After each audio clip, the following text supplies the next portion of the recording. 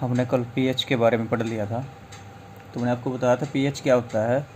PH होता है hydrogen ion की सांद्रता का ऋणात्मक लोगरिथम या हाइड्रोनियम आयन की सांद्रता का ऋणात्मक लोगरिथम। पदार्थों के पीएच के आधार पर उनको हम अम्लीय, क्षारकीय या उदासीन में विभाजित कर सकते हैं। जिन पदार्थों का पीएच 7 से कम होता है वे अम्लीय होते हैं, और जिन पदार्थों का पीएच 7 से अधिक होता है वो क्षारकीय होते हैं। जबकि अगर पीएच का मान 7 के बराबर है, 7 के लगभग है, तो वो पदार्थ होते हैं उदासीन। ये सब कल हमने पढ़ लिया था। उसके बाद आता है हमारा टॉपिक दैनिक जीवन में पीएच का महत्व। तो हमारे दैनिक जीवन में पीएच का क्या महत्व है,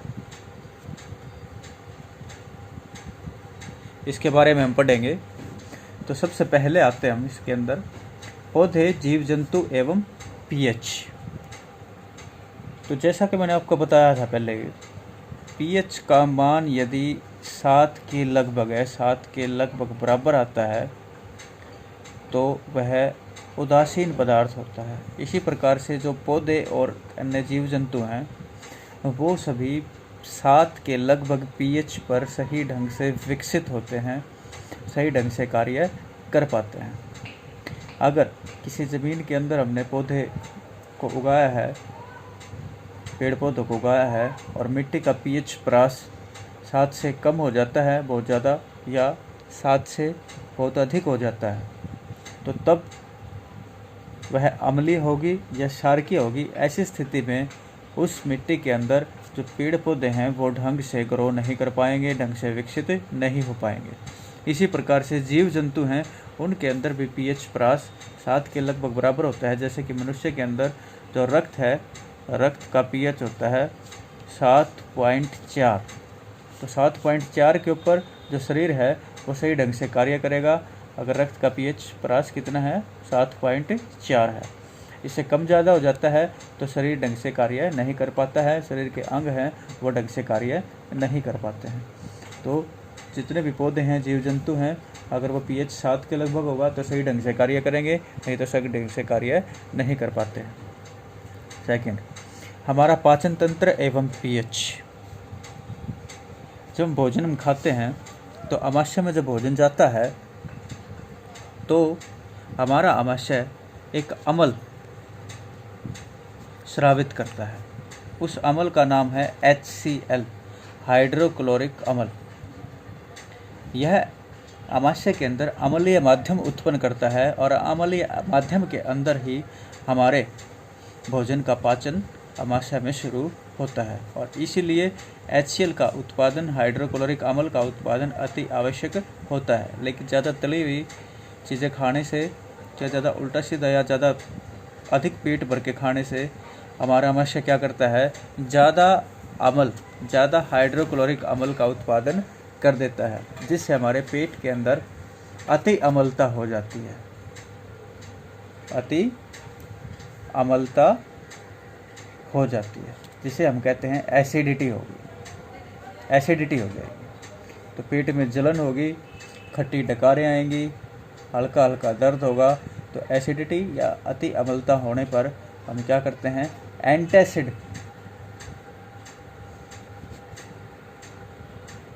एंटासिड टैबलेट लेते हैं, जैसे इनो वगैरह। इसके अंदर क्या होता है, एंटासिड टैबलेट के अंदर कोई साधारण सा हल्का क्षारक होता है जो पेट की अम्लता को, आमाशय की अम्लता को दूर करता है। तो वो अम्लता, जो अधिक अम्लता है, वो उदासीन हो जाएगी, और जिससे हमारी एसिडिटी है या अति अम्लता है वह दूर हो जाती है। थर्ड, दंतशय एवं पीएच।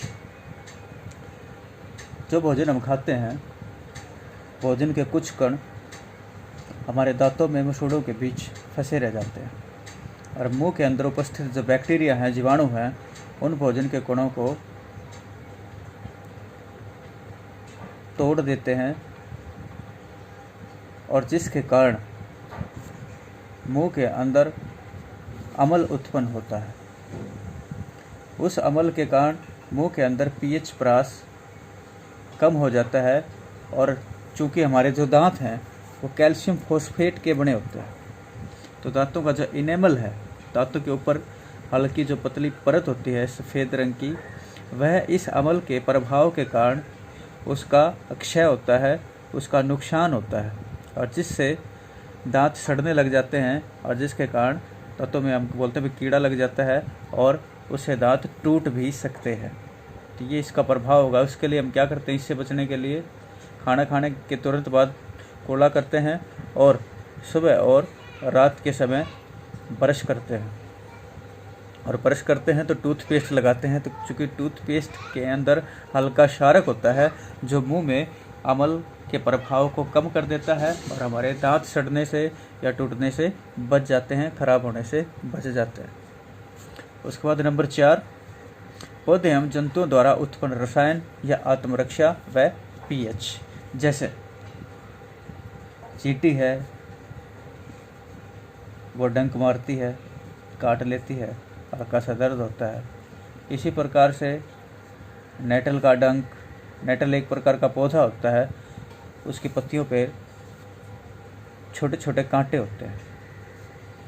उस पौधे को अगर हम छुएंगे तो वो कांटे में चुभ जाएंगे, और जिससे हल्का दर्द होता है। इसी प्रकार से मधुमक्खी है, मधुमक्खी के काटने से, उसके डंक मारने से भी हमें दर्द होता है और सूजन भी आ जाती है। तो ये जंतु या पौधे हैं जैसे नेटल, मधुमक्खी है, चींटी है, तो इनके डंक के अंदर एक अम्ल होता है। उस अम्ल का नाम है मेथेनोइक अम्ल। इसे फॉर्मिक अम्ल भी कहा जाता है, फॉर्मिक अम्ल। तो उस अम्ल के प्रभाव के कारण ही हमें दर्द होता है और स्वेलिंग आती है।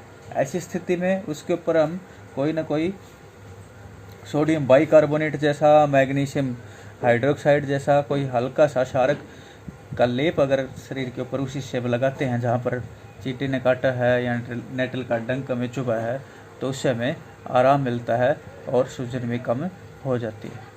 तो ये 4 आपके सिलेबस में है दैनिक जीवन में पीएच के महत्व के अंदर। नंबर 1, पौधे एवं जंतु में पीएच 7 के लगभग होगा। 7 के पीएच परास पर कार्य करेगा। इससे कम ज़्यादा होने पर ना तो पौधे ढंग से वृद्धि कर पाएंगे, और जंतुओं की जो संरचना है उसके ऊपर भी बुरा प्रभाव पड़ता है। हमारा पाचन तंत्र के अंदर आमाशय अम्ल स्रावित करता है, हाइड्रोक्लोरिक अम्ल। ज़्यादा इसके उत्पादन होने पर एसिडिटी हो जाती है, और एसिडिटी को कम करने के लिए हम एंटासिड टैबलेट या इनो का प्रयोग करते हैं, जो हल्के क्षारक होते हैं और पेट की अम्लता को दूर करते हैं। दंतशय और पीएच। मुंह के अंदर पीएच कम कब होता है, जब मुंह में दांतों के बीच, मसोड़ों के बीच भोजन के कण फंसे रह जाते हैं, शुगर के, मीठे के कण फंसे रह जाते हैं, तो मुंह में उपस्थित बैक्टीरिया हैं वो अम्ल उत्पादित करते हैं, और जिससे इस अम्ल के प्रभाव से दांतों के ऊपर की हल्की परत इनेमल वो कमज़ोर हो जाती है, दांत सड़ने लग जाते हैं, जिसके कारण दांत टूट सकते हैं। तो इससे बचाव के लिए हम दंत मंजन, ब्रश या टूथपेस्ट का उपयोग करते हैं, जिसमें हल्का क्षारक होता है, जिसके प्रभाव को कम कर देता है।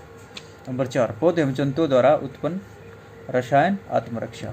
चींटी का डंक है, नेटल का डंक है, मधुमक्खी का डंक है। नेटल बताम नाम का पौधा होता है जिसके ऊपर छोटे छोटे कांटे होते हैं, और वो चुभने के बाद भी, जैसे मधुमक्खी के डंक लगने के बाद या चींटी काटने के बाद दर्द होता है, उसी प्रकार का दर्द और स्वेलिंग आती है, सूजन आती है। तो इनके डंक के अंदर होता है मेथेनोइक अम्ल या फॉर्मिक अम्ल, दोनों एक ही के नाम है ये। तो उसके प्रभाव के कारण हमें दर्द होता है और सूजन आती है।